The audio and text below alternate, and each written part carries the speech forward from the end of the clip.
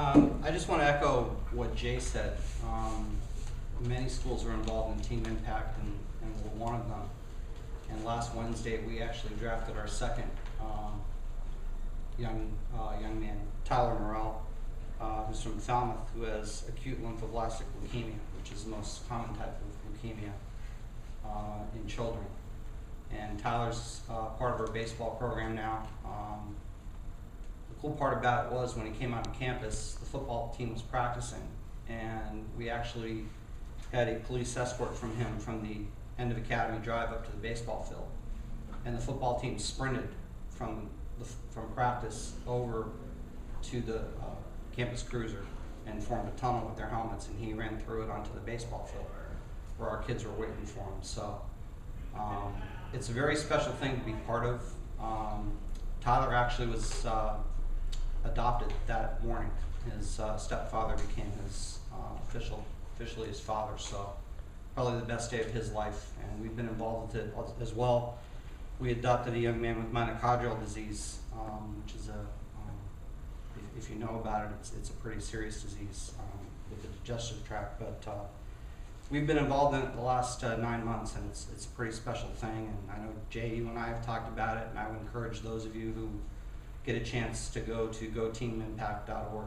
It's pretty special. You can read about Tyler and our other young man, Teddy McGowan, on our Maritime website.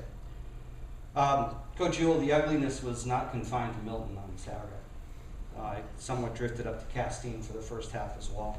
I said last week that anytime you're in a rivalry game, anything can happen, and certainly did for us.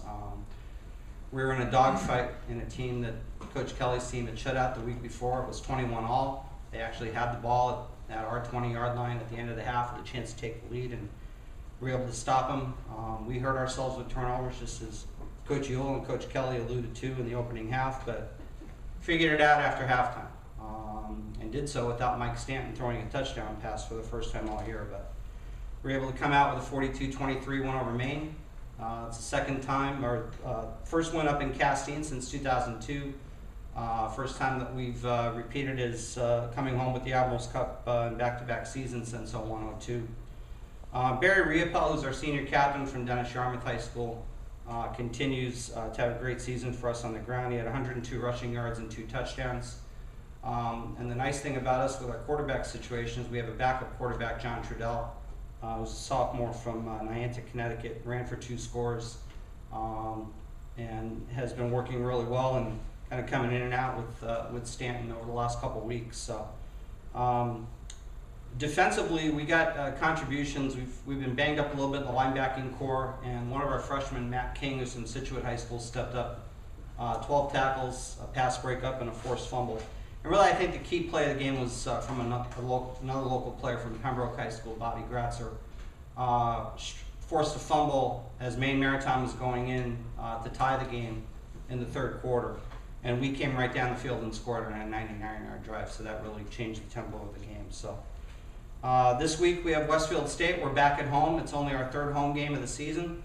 Westfield State, as Coach Kelly alluded to, is just their record is extremely deceiving because they have some very talented skill players. Their wide receiver, Kevin Parnell, is one of the top receivers in the New England Football Conference, and they're just a very scary team because they execute well. Coach Marino has done a great job there. He's been a long-time coach, 23 years as their head coach, so we know we're going to have our hands full, and we certainly can't look ahead. We know next week is a Cranberry Bowl, but we can't look ahead to it. The best news about this weekend, quite honestly, I think everyone that was in this room at this time last year remember, is there is no snow in the forecast. Because last year when we played at Westfield, there was 8 inches on the ground before kickoff.